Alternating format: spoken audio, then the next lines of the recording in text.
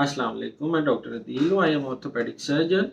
आज मैं neck pain के बारे में बात करूँगा। आज एक पेशेंट आए मेरे पास जो कि बाय प्रोफेशन टेलर थे और उनकी ड्यूटी बेड के ऊपर ये पिको या काज वाली मशीन के ऊपर बैठ के उनका काम था 12-14 घंटे एक दिन में, और पिछले कई सालों से वो ये काम कर रहे थे। उसकी वजह से क्या हुआ कि एक तो उनका पोस्चर ऐसे स्टूट पोस्चर में वो हर टाइम रहते थे, और दूसरा ये था कि उनके पूरी नेक और बैक के मसल्स के अंदर क्रैम्प, खिंचाव और पेन शुरू हो गया था और उनके लिए अपना काम करना मुश्किल हो गया था।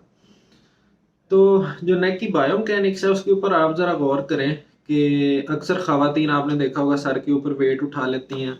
मज़दूर अपने सरों के ऊपर वेट रख के सीढ़ियाँ भी चढ़ रहे होते हैं, लंबा ट्रैवल भी कर रहे होते हैं।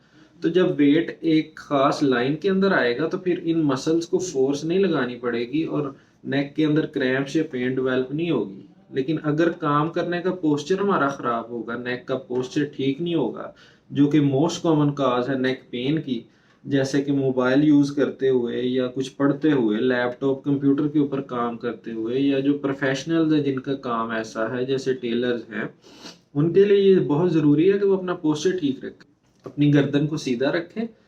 टेक लगा के अगर बैठ सकते हैं तो ज़्यादा बेहतर है। अदरवाइज आपकी नेक और आपके शोल्डर्स एक लाइन के अंदर स्ट्रेट होने चाहिए।